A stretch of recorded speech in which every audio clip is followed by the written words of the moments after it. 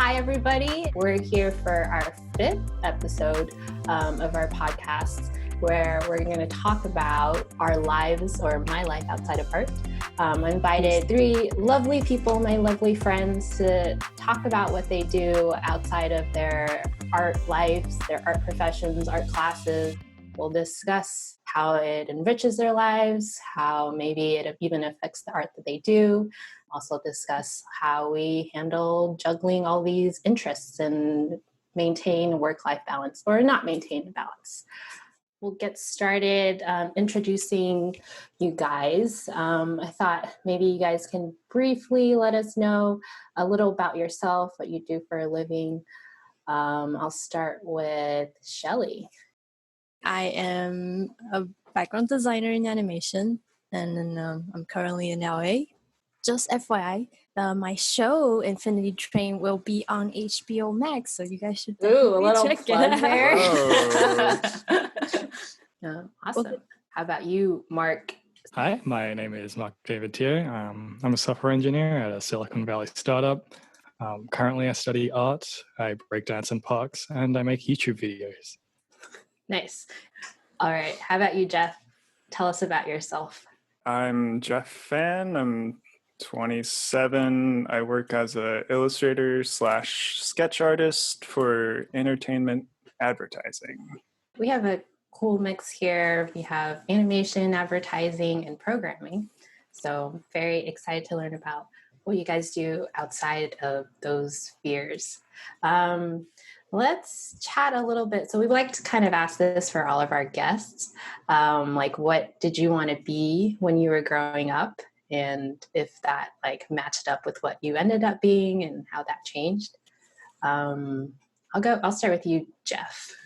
I think throughout high school, I was it's just kind of like going along with the flow of things. Everyone around me was pretty set on being an engineer. So I was really set on doing like mechanical engineering. Like I was in robotics. I was like super into it, but also at the same time I had grown up like my parents would do a thing where they would drop me and my sister off at a bookstore, and I would just read comics and manga all night. At the same time, I have always been sort of drawing, and at the time I was like getting really into anatomy, which I felt was kind of like similar to engineering and like finding the function of stuff. So when I applied for school, had a change of heart, went to art school because it sounded like a lot more fun than engineering. Do you remember your first memory of like, this is like, because in school they always made you tell what you wanted to be or illustrate what you want to be when you grew up? Do you have any memory of what that might have been? Do you want to be an astronaut? Yeah, that seems to be called astronaut. I think I just wanted to have like 4 children. Oh wow, really? Yeah. That's like 5 years old. Wow. Yeah, as a young kid, like my parents like to tell the story, and it's like, why 4 children? That's a lot of work, Jeff. And I'm like, I'm not really aware of like cleaning diapers or anything, but I was just like, if I have 4 children and my like beautiful wife leaves me, I can take 2, and she can take 2. She had it all planned out. Wow. At 5, you're anticipating being left by the wife. Yeah. Very important. You can't have 2 kids because then you would separate them. Like obviously one would go with one and one would go with the other. And then it's like, who are they going to play with? They don't have friends. Wow. Yeah, you thought it all out. All right. How about you, Mark? Yeah, so it's like, I guess primary school, there's like no conception of making money. And so that like, I guess, freed me from trying to think of careers that would make money. Because like Jeff in high school, which is the question I was thinking about, it's a completely different answer on how to make money in like a high school phase versus like, oh, well, yeah, well, people ask me this question all the time. What do I say? And originally I was like, yeah, I want to be a doctor because like doctors make lots of money, right? And like everyone wants to have lots of money. And then in like, I remember mid primary school, I realized that if I just want to have a lot of money, I don't need to be a doctor. I can just win the lotto. And so my childhood dream, I just wanted to win the lotto. Wow. Nice. Such an interesting Yeah, franchise here. that's a good nation. The thing is, every single time I buy a lotto ticket, I am 100% convinced that I'm going to win it this time. And every single time I haven't won, and it's like, I get so devastated, and I'm like, oh, why did I do this to myself?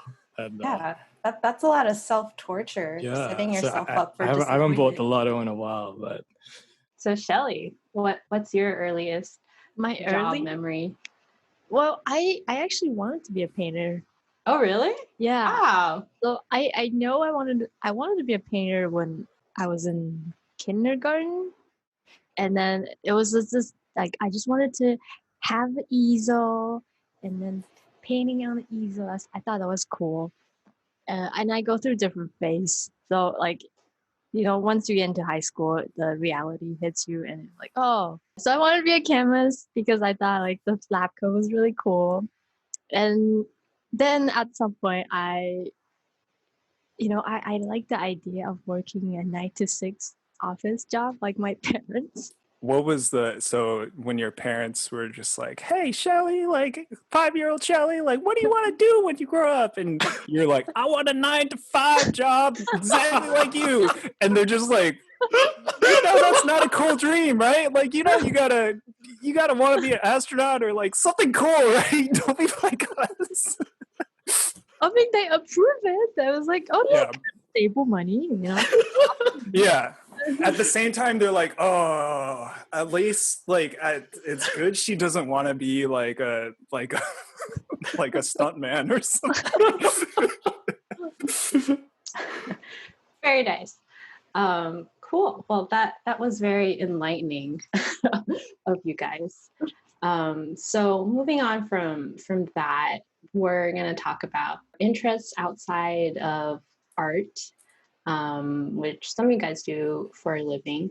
Maybe we can go through like just some of maybe the main hobbies or interests that you've been doing lately, that you've been learning or you've picked up. How about you, Mark? You have quite a range of interests and hobbies. I think at the moment, my biggest non-art hobby is probably breakdance. And it's like the biggest love for me. And I was talking about this yesterday with a friend because it's like a big like curse almost, because like we love this thing so much, but like the benefit is so temporary. There's like the moment of happiness when you're like quote unquote like one with the music, or you hit that spin and you're like off angle, and it's like because you're spinning so fast it resolves your balance, and then your balance and it's like on beat and it's so nice. But the majority of the time it's just you trying to like, there's a move that you want and you just struggle so hard try to get that move. But anyway, how I started breaking. So it wasn't probably like a nice place. It was from like, I saw a video at high school of some guy, an Asian guy specifically, because I went to a very non-Asian, I grew up in a non-Asian area. So someone like more quote unquote like me doing like these really cool moves. And I was 17 at the time.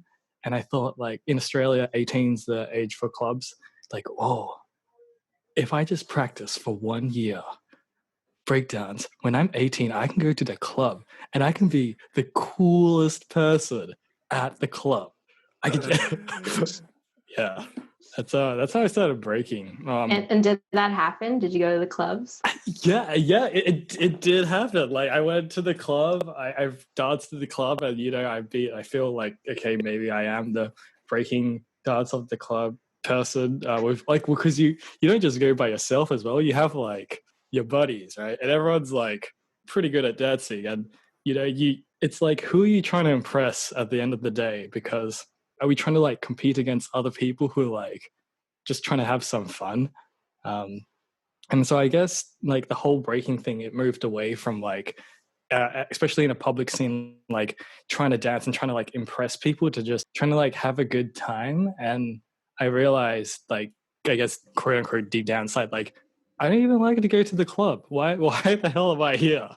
Uh, so now it's like, yeah, dance, have a good time, but by yourself or with your friends. And I find that so much nicer. Yeah. Nice. How about you, Shelley? Well, What are some of your main interests right now? speaking of dance, Yeah, speaking of well, dance. well, I used to do swing dance, and the person who got me into swing dance is Michelle. Oh, really? Yeah. So What a wonderful person to get you into this interest. exactly, and I've been doing it since 2017 or 2018. And then once after swing dance, I started trying with Alvin the new style, hustle style dancing. And then moving on from there, we were gonna do salsa, but then it was cut short. But It's a quarantine. yeah. But how I got into swing dance was Michelle invited me to Joe's in Burbank, and then we were just kind of like gelling, and we're taking like the beginner lessons, and we were learning the moves. And obviously, I don't know a lot of the moves, so people were kind of dragging me along. It's not very enjoyable. So then it was like, oh, we sat on the side and I just watched. And there was this lady that was on the dance floor. And then she was moving with the music and I was watching her. She was like very, I just like very, I don't know how to describe it. I want to be like her. And I was like, I'm going to take the classes. So we started taking classes at PBDA. And then we found out about Lindy Grew in Pasadena. And then we started taking classes there. And we go there every Thursday. And I just started to become a dancer. And by the way, I've never danced before. Oh, yeah. That was your first time. Yeah, that was my first time. You actually learn a lot about socializing when you're doing dance, right? Yeah. Oh, no, That's go also ahead. what I like about swing dance is it's so different from my day job, because it's like, oh, it's all body movement, it's interacting with people, whereas at the day job is just me sitting in front of the Cintiq drawing all day. So it's like a nice balance for me. And I don't know if you want me to get into like other area like singing and Oh, yeah. Yeah. Yeah. Let's hear it. Because I know you have a lot of other interests too. Is that very different from drawing? Well, singing is very different. I would say singing is very different from drawing. At least mentally for me, it's very uncomfortable for me to sing. Mm-hmm. So that's the reason I got into actually. I started dancing and singing after I started having a job. And was that because you had extra income that you could like take classes, or you needed something away from work? Both. So it's because of the extra income I can take classes. And just I remember after I started working and just doing art, I felt really empty. It's like, oh, I have achieved my lifelong career goal to become an artist. Now what? And so I started trying different things, and singing was something that I've never done before. So as dancing, so I was like, let me dip my toes into it. And it's turned out to be very rewarding because I feel like I'm becoming a more rounded person. So I don't need to just talk about art. I could talk about like other parts of interest. Yeah. I'm sure like it's the same for Jeff and Mark. Like you take improv class, Jeff. What? Yeah, Jeff, tell us about some of the interests and classes you've been taking. Improv has been good. Great. Has it benefited you? Yeah. Well, I guess to go into the context of it, my boss works quite a bit with this freelancer, Nick. I was just very impressed with his ability to sort of think on his feet in the office. And also my boss, Walter, is amazing at impressions. So both of them had this like really good repartee, like performance thing going on. Like it was like a comedy duo in the office while drawing, which I thought was really cool. And so Nick was the one who like mentioned like, oh yeah, you guys should just like totally do improv. Like it like changed my life. And you know, there's just kind of like a thing with with learning art or learning drawing that's very antisocial in a way. Like we can have as many experiences like Warrior Painters sets up like plein air, which is great. You get to paint with other people, but the experience itself is yourself. It can be a little lonely sometimes. And your like mental battle with like, what color is that good? So a part of me feels that since taking art quite a bit more seriously, I haven't really honed or like focused on social skills like that. So improv kind of added to like Nick being like such a funny, charismatic guy. That was partly the reason why I did it. Improv classes are like this fake structure where that's the only thing. But the structure of it is like literally like you are trying to create a scene with your partner, but the whole premise of at least the place I went to, UCB, the whole premise of it, like the base foundational idea is to like listen to the other person, what the other person is saying, and like try to think about like what is it interesting, or what is it they like to say, what is something unusual about what the other person said, and then you try to find ways to like bring that out. And usually the thing that is unusual turns into a game. It feels like everyone in improv class is like trying to be friends in the same way that like we have a conversation where it's like, oh, hey, that's cool. Like, let's talk about that. It might be completely like fabricated because of the class. Yeah, I totally recommend it. I think it's been good. I haven't reached charismatic nirvana like Nick has, but is that the goal? I think you're getting there. I do feel like you are a little more engaged, or I think you're more spontaneous compared to maybe when I first met you. Oh yeah? Yeah, there was just like, oh wow, that's an interesting thing. Oh, I didn't think about that. Yeah. Good for you. That's improv is actually something I also want to try at some point. Yeah, it's definitely fun. Yeah, it sounds like these are like a lot of these classes and new things that you're learning were like really help build your social skills.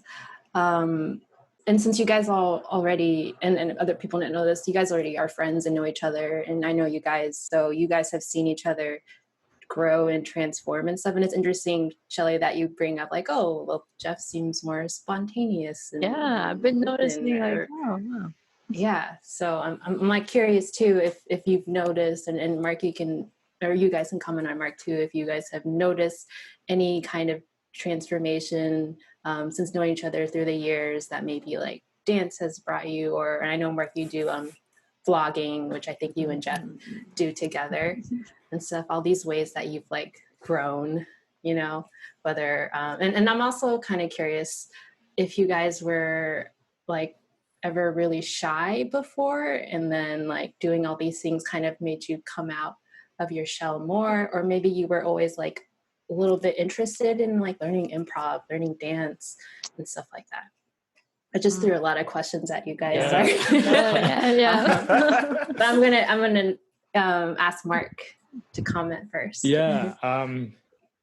So I've known Shelley for a while, and I've known Shelley before she started swing, before she got like the art job, before she started singing. And you know, she did mention how after she got the job she felt like quote unquote empty, and that, you know, she had to look and find like, I guess, herself, and part of that discovery process involved finding other things that she wanted to do, but I guess probably she felt like she couldn't do it yet, or I don't know. And I think the Shelley of non-art related hobbies, to keep it on topic,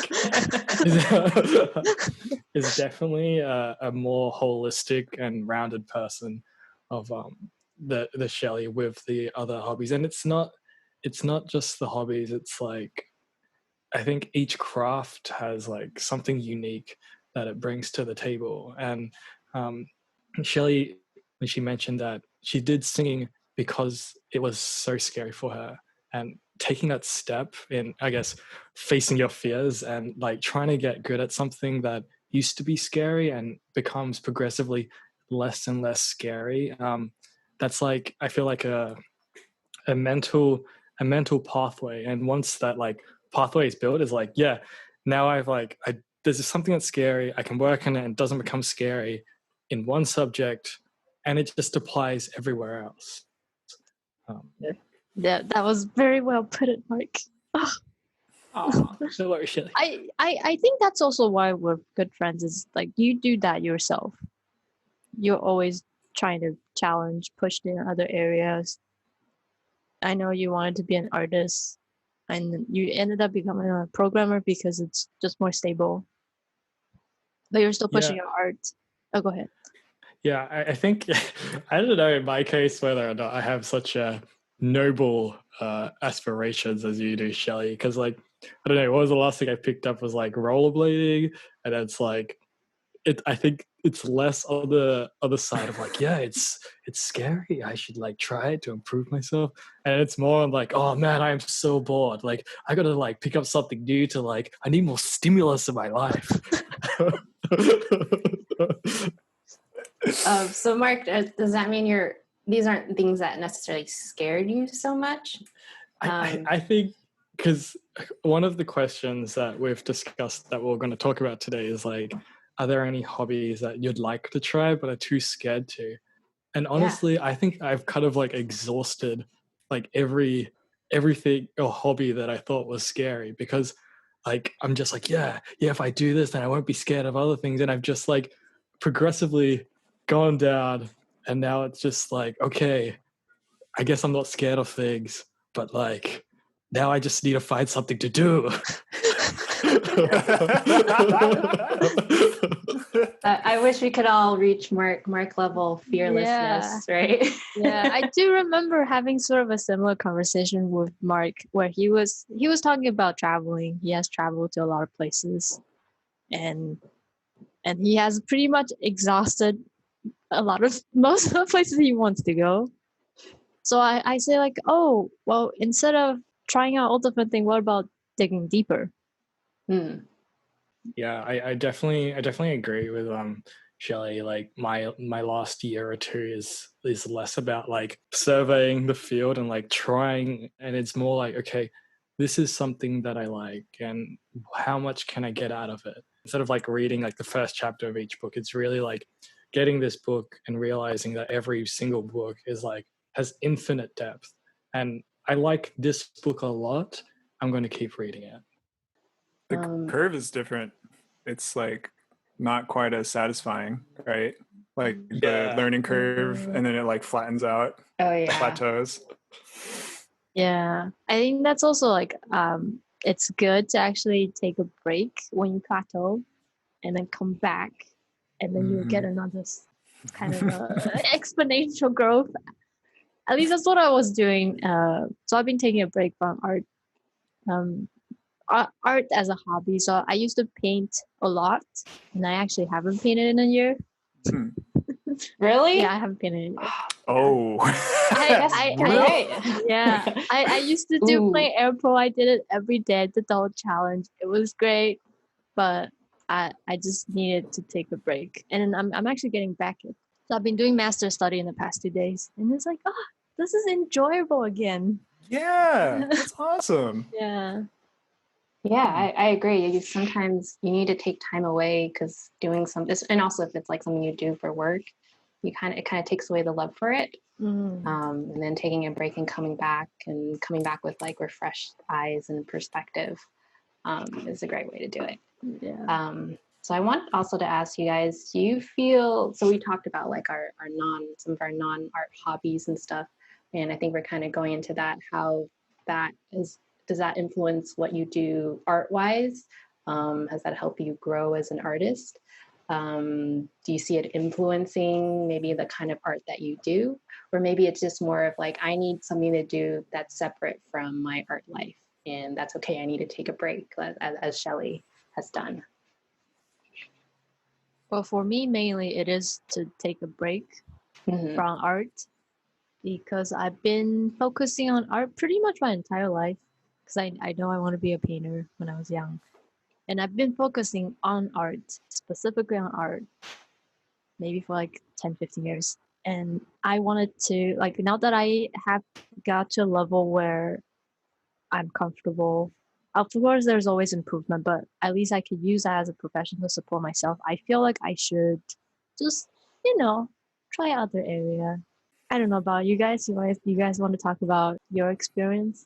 I think there's like a lot to be said about how you were saying earlier of like taking a break and coming back. And also like the hobby as a thing that might supplement what you're doing. It always seems to come back. Like I feel like with your experience with dance, perhaps you have like a better sense of movement. I know you were doing like animation a while ago. Like that probably would be easier too, like knowing the weight shifts and how things are pulled. I was talking to Mark about this too, about his knowledge of breakdancing. It would probably lead into like better figure drawing, better weight distribution. It's kind of difficult to just have the one thing that like let's say the career that we're doing, and it's like if you just continue to do it, that's like a pathway to success, but it's like a narrowing curve, right?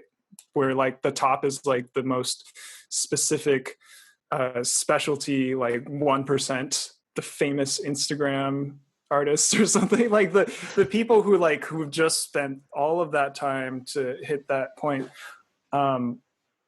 But I sort of like to imagine that doing other things, if you're imagining the mountain, it can just be like a stacked layer of like geology on the side. Yeah. Can make it a little bit easier to like continue like growing in that way. Yeah. Like for me, the improv has helped me think about how to create characters, and that has sort of led into some of these other things I'm doing. Like when thinking about art, I'm trying to do mostly like aesthetics at work, like, oh, like how do you make it look good as an illustration?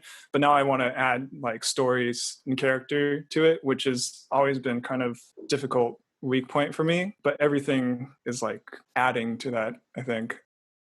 I think that like the hobbies in themselves kind of like dictate the type of artist that I'd like to become. And so something that's really nice is like getting the things you like and like combining them together. And I think having non-related art hobbies help you see other things that can excite you, and having multiple things or like multiple references for what can excite you can help you craft your like to be like a better, more rounded, or like who you truly quote unquote want to be, because you have more knowledge. It's like building characters. Yeah. Life experience. Yeah. It literally is life experience. Like if you live more quote unquote life, you have more to express, whatever that craft is. Yeah, absolutely. And I think that's a great tip for any like students starting out, because when you're starting out, you don't have quite as much experience, you're a little bit younger, and kind of your experience is mostly maybe art related, if that's like been your main focus. And then something which you guys all seem to have been doing is, as you learn and grow, you get that art job, but it's not everything for you. It's not the most fulfilling part of your life, and you kind of need more from life in that. So you like gain new hobbies, try new interests, and then that all feeds in back to your work and what you do, and just makes you well-rounded and much better artists overall, and person, I think too. It's not just art, just as a person. Yeah. Yeah. I wanted to also get into since you guys have so many like interesting hobbies and stuff, like how do you guys handle balancing it all with work? Is it Do you feel like you have a good work-life balance? Is this like this ideal that doesn't really exist? Like what's your strategy or your thoughts on that? I think I have a pretty good work-life balance. I remember a couple like maybe last year, Mark asked me, "How do you do art like after your art job?" And I just straight up tell him, "I don't." The secret. Yeah. I just don't. I don't feel the motivation to do art because I've already done it in the day, and if I do more, it just feels like grinding. I mean, grinding sometimes can be good, but I also want to enjoy my life. That's why I started taking the swing dance class and vocal lessons and started just like hanging out with friends. And it's important to have that balance. And I'm in therapy right now, and we talk a lot about balance. You really need other things. You can't just have that one leg. It's like a chair. You need at least 3 to make it be stable. Like a chair, I like that. Yeah. Nice. It's hard for me to separate work and life because work is life in a certain sense. Like back when improv was available, most of my social experiences were just like going to like improv class or like open jams, or even prior to that for like drawing. It was like, okay, my social experience is like going to figure drawing and like talking to people while like it's like feels productive in the same way. Yeah, so it's like literally it's the same thing, I think, where it is like separate things, but yeah, it's just like life is work and like everything. Like even if I'm like, oh, I'm going out to a bar, like there's a goal, which is like I'm going to try to get closer to my friends and like maybe meet someone new, and like that's like, oh, I want to like have closer friendships and like eventually find a wife or something. Like that's all like work. I mean, it is work, but yeah, I guess your definition of work covers pretty broad. What about just career-wise? maybe the balance is just all the time I sleep. Wait, no, but that doesn't work in the same definition too, because I can't function well without a good night's sleep. So you got to get that sleep because it's like a performance issue. Because if you don't sleep, you can't do your job. You can't like socialize well. You can't do anything. So everything is, I guess Jeff doesn't have work-life balance. Yeah, everything just like meshes together. So Mark, you guys are saying you think similarly? Do you so feel like the same hearing way? Jeff's, it's like we're definitely on that same coin. Except when Jeff said like, yeah, even sleeping is like work because it's like a performance thing. You know, if you don't sleep your 8 hours, that? you know, you I can't draw as good.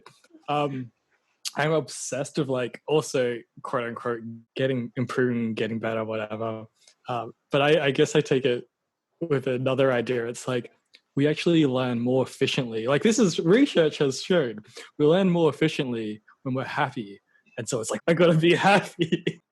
The TLDR is like, yes, I feel like I found a good work-life balance, but in reality, there probably is none. And it's just work, except I don't mentally process it like that. I used to be thinking like, oh yeah, I have to be like productive 100% of the time. The issue that happened with me thinking like that is that if I wasn't doing something productive, I would like hate myself. And I don't think that was healthy. And so I've kind of flipped that to being like, okay, I want to be excited about everything I do. And I guess a good example of this is like cooking and eating. It's like something so basic, so simple, but growing up and trying to be like 100% productive all the time, I want to keep like drawing, I want to keep like writing, I want to keep like doing some kind of activity, but my body is telling me I have to eat, and eating then is not like an enjoyable activity whatsoever. It's just something that like, oh, this is just something I have to do. I have to just get it over and done with. I'd hate the fact that I'd eat and I would like try shortcut it. I would try like cut it out. I'd be like, if I just eat one meal in the morning and if I get my like 2,000 calories, is that going to be like okay for the day? Should I just get like 100 grams of protein? And like, I think all that definitely has its place. But what I kind of like more now is trying to be excited about it. So now, like, first step is like getting more knowledge. So like I watch a bunch of YouTube videos and then like I learn some more recipes and then I learn like how to like mix flavors. Like I need some acids, I need some fats, like, and gaining more knowledge, gaining proficiency, cultivating a love for it because I see other people loving it. Now it's like, yeah, I'm going to make that thing, that dish I'm so excited to make. Like I bought like this new like Chinese wok and like now I get to finally use, oh, like, oh my gosh, I haven't had sesame seed oil in a while. It tastes so good. It's kind of work in a sense because like I have to work, cook to work, but it's like kind of play. And I think that I kind of try to turn everything into some form of like quote unquote play. I wish we could all have the enthusiasm and excitement that Mark I has. know. You know? We're just like, work is done. Wow. Now I'm off. but I feel like it can be very infectious. Like somebody who's very excited that can like right now I feel excited just hearing you guys talk and stuff. So maybe that's the key, to surround yourself with people who are also very curious and excited to try new things, and that'll encourage you to try new things. I would say Warrior Painter Group is a source of, at least for me, it's nice to like watch people do art or anything. Like I know there's a bunch of different activities that kind of makes me excited about life. Yeah, because it seems like you guys are so excited about like, the activity, and it's like, you know, here you are on your daily life, and you're like, you see these group of like the warrior painters, and they're like going outside having a great time, and you're like, oh, I want to have a good time too. So you like, you just go over that. Yeah, I totally agree. We're almost up to our last 30 minutes. I wanted to ask you guys one more question before we throw it to the audience. What are some non-art things you would recommend that young artists or all artists should learn or try to learn? I would say anything new. Anything new. It's so beneficial to put yourself in a new environment, and just because it is a new area, you kind of accept that you're gonna fail, and it's nice. It's liberating. And so anything new, anything. Oh man, how can you get much better than anything? I think that's sort of learning how to learn with something new is like something I really enjoy out of like trying to research something new, breaking it down. And there's so many parallels to whatever you might have chosen as your main thing. That's like something that I find the most interesting, is finding like parallel structures between like how you can practice something, how you can research, break it down, and like input it into your brain, whatever skill you're trying to learn, whether it be like dance, music skill, or improv. Sure. Yeah, I'd like to piggyback on that idea of deconstructing a new skill, and I guess evolving your deconstructive skill, because that's something that I definitely do all the time. But I guess lately what I realized, like whenever you pick a new skill, there's always a link between like the new skill and the old skill, because that is like a basis point for understanding. There's also a different feeling in every new skill that I feel like you'd get for free, or like quote unquote naturally. So I feel like music is something that I definitely feel a lot for, kind of more than like visual art. And one of the things is like, in art, there's like the idea of like, yeah, stay in the big shapes. Like, you know, like if you're drawing the face, it's just like a straight line, and then you just draw like the small wiggles for everything else, but stay within like that straight line, because that's the big gesture. That idea visually is very hard for me to grasp, but musically, the idea of like staying within like this minor key, because like if you play too much outside the minor key, you have to bring it back. It's easy for me to think of like, I guess, art in music for this specific concept. And I think every skill that I do, that I have some kind of natural tendencies or maybe luck tendencies in that. But then if I start cross-referencing those ideas together, I feel that it can help me deconstruct each individual skill better. Sorry, I realized I just also didn't answer the question. Something non-art related. Oh yeah, okay. Yeah, some form of daily exercise. Yeah. That's a good one. Yeah. Yeah. I'm agree on that one. Definitely. Yeah, and it's like whether or not that's like, I don't know, just like a short walk or like dancing in the chair. Humans are creatures, or biologically creatures of movement. I do definitely believe in like a mind-body connection. Yeah, totally agree on that. Yeah. So we're going to move on to some of our audience questions. We have a lot of really good ones, so we'll try to get through them. So I'm going to ask if you introduce yourself to other people as an artist, or do you include other interests when you like meet someone for the first time? And another question that kind of ties into that is, do they also know you for your outside interests? Like, people know you, Shelley, as a dancer? Do people know you, Mark, as breakdancer and stuff like that? The first question, how do I introduce myself? I normally don't introduce myself specifically as designer in animation. I would say I'm an artist, because I feel like if I tell them what I do, sometimes they put you in a box. Mm. And I like them to I like to have a interaction, sort of get to know my personality first. It might be just me. When I say like, oh, I work in animation, I feel like, oh, this is a networking now. Yeah. Yeah. So I would I will say, oh, I'm an artist. Yeah, I do. I actually would introduce myself by saying what I do as a hobby. So that's really? Yeah, I'll actually say, oh yeah, I do swing dance. I like sing, and this is what I do. I actually would avoid talking about my work, but a lot of people kind of know both sides of me. I know many people know I love bugs. Oh yeah, that's right. We didn't get to get into that. Yeah, but that's sort of how I portray myself. I do love bugs. They're so cute. Oh my god. I used to have a tarantula. He died. I want people to know me as a well-rounded person. So if they only think that I am one, I would try to introduce other part of me. And I think everybody should do that, because you don't want someone to look at you as a two-dimensional person. You want someone to look at you as like a unique, authentic, dynamic, and all of your life experience, all the new things you learn, you want to be able to present to other people. So, they can have an authentic relationship with you. Wow, that was very inspiring. Thank you, Michelle. How about you, Jeff? What do people know you as, or how do you introduce yourself? Wait, can I just interrupt here? Sure. I've seen Jeff introduce himself to other people. Okay.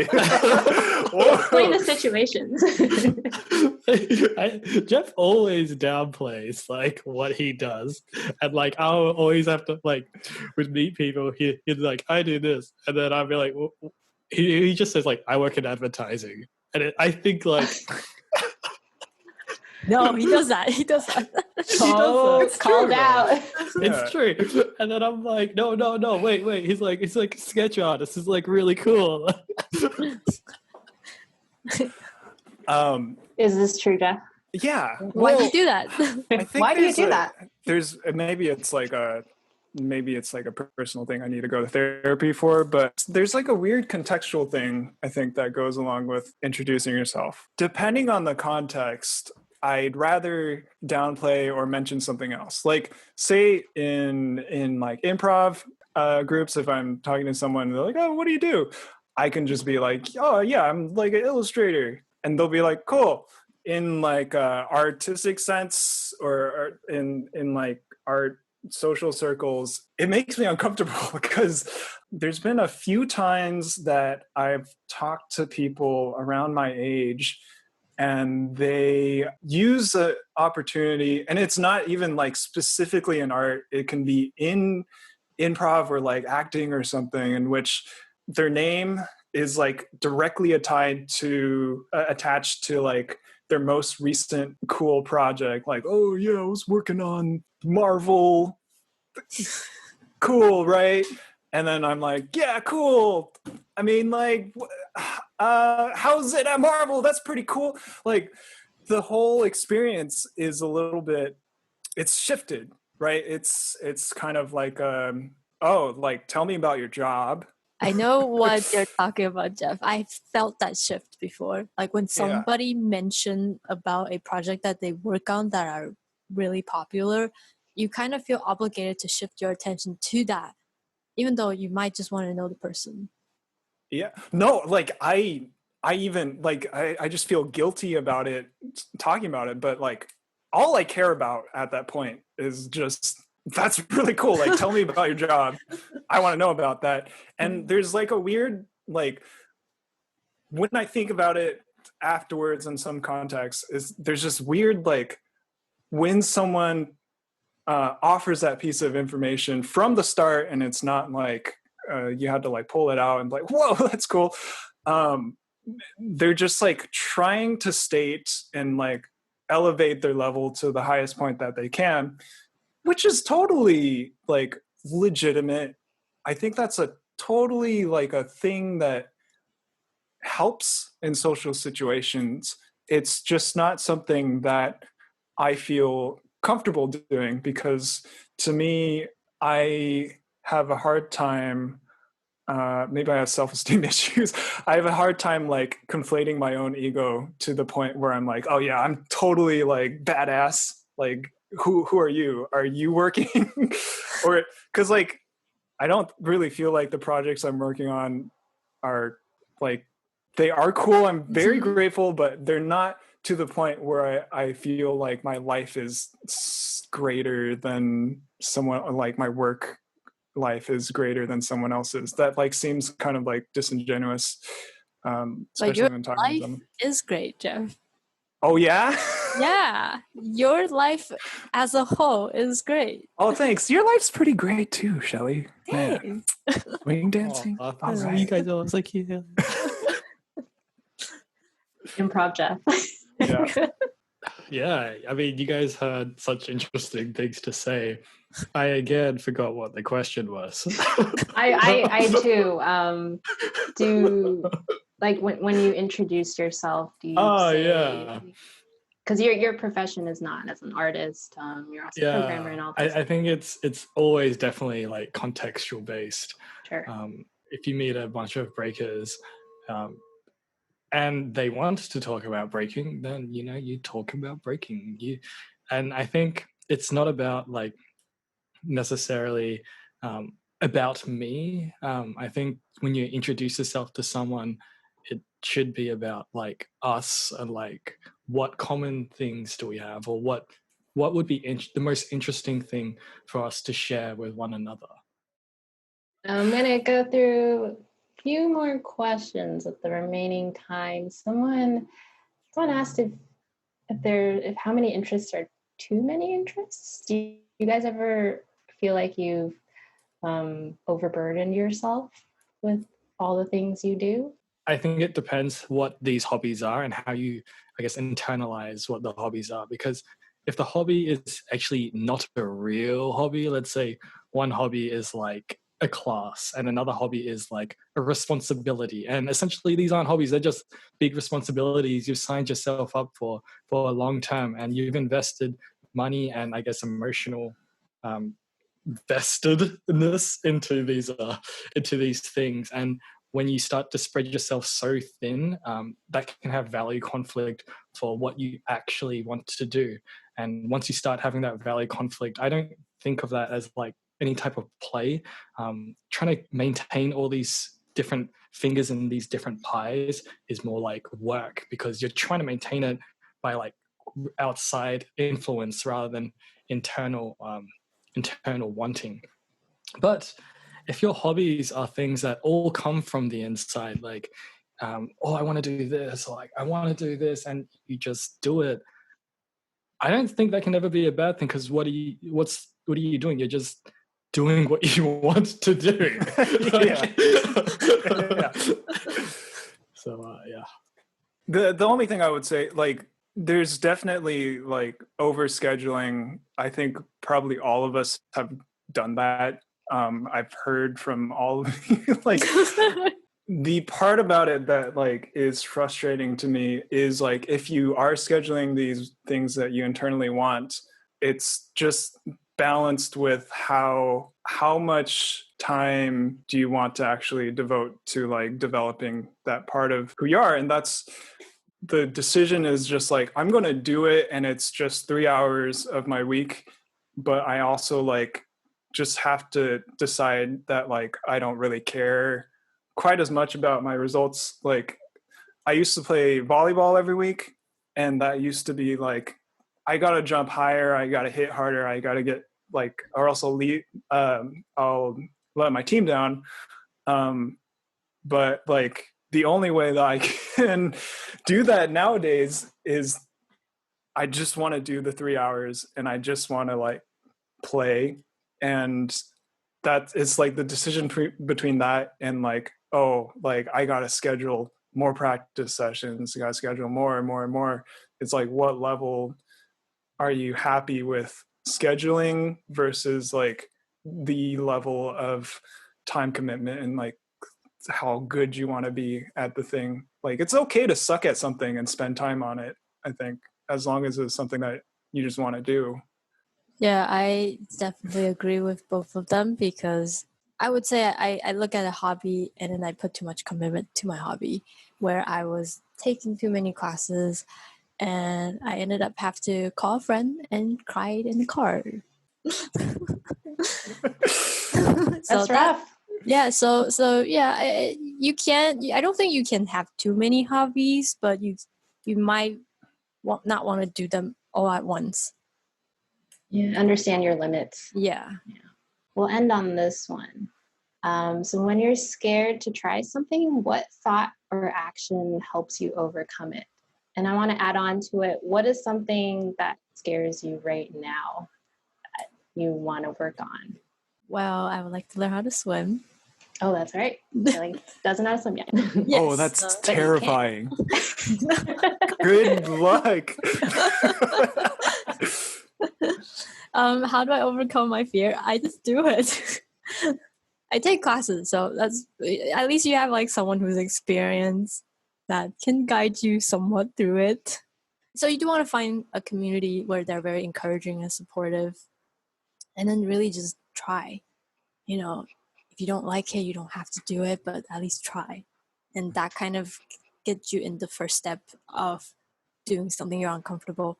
And you might end up liking it, and you might end up doing it and becoming part of your hobby, which happened to my singing and my swing dance.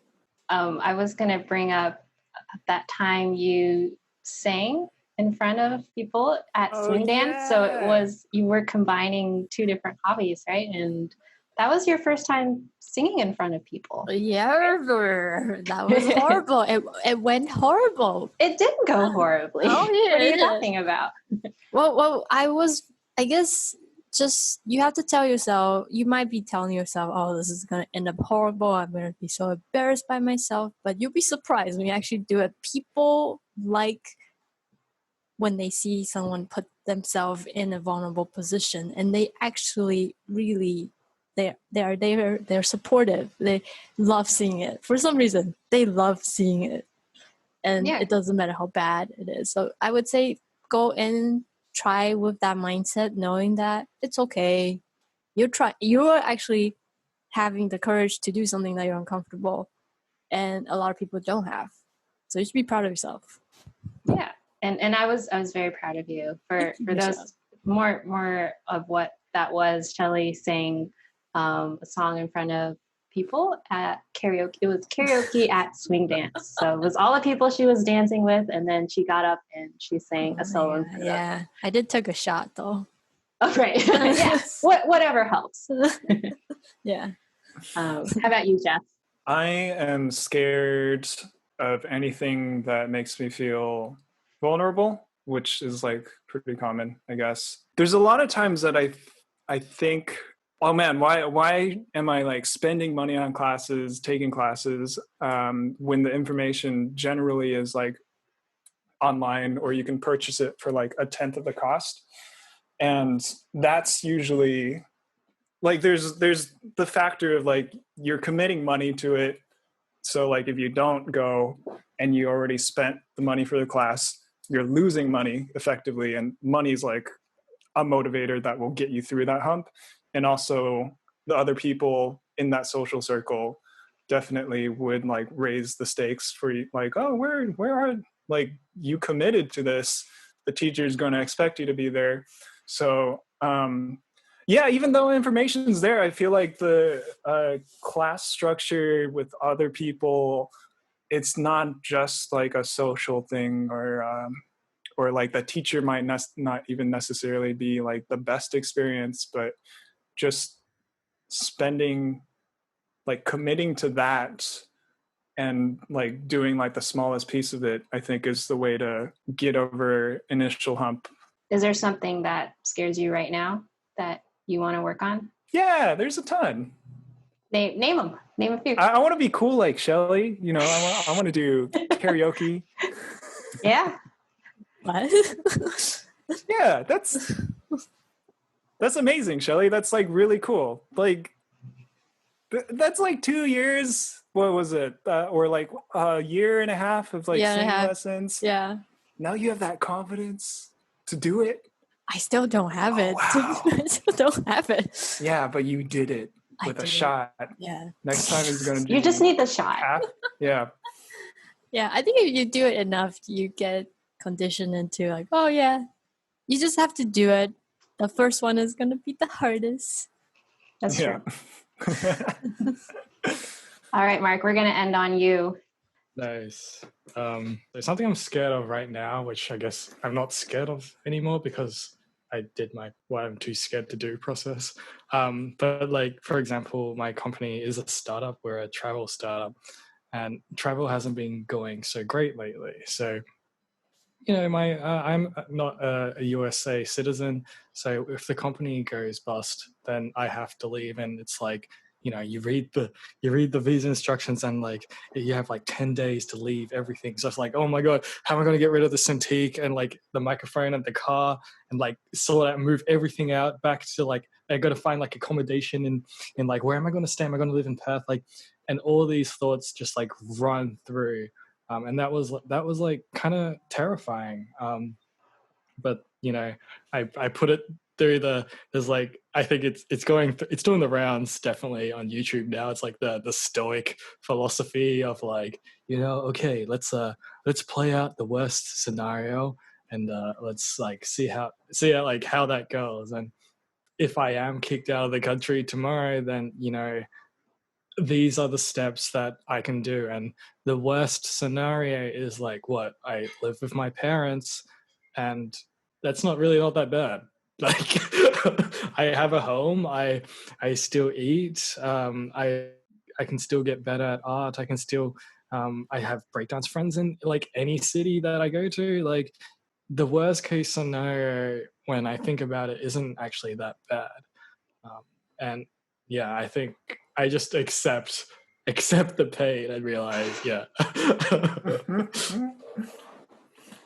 Okay, great. I think that wraps it up for our podcast today. Thank you guys for coming on. That was really, really enlightening and inspiring. I hope everyone else enjoyed it as much as I did. Thanks everybody for asking questions. I'm sorry you couldn't get through all of them, but this really was really, really fun to do. Thanks everybody. Thank you so much, Warrior Painters. Thank you for Thanks, hosting. everybody. Yeah. Hope you enjoyed this podcast. If you have any suggestions, please leave your comments on whichever platform you are listening with. And if you like this podcast and other events we organize, please consider donating to us on Gumroad. You'll find a link in the description. Thank you and hope to see you again soon.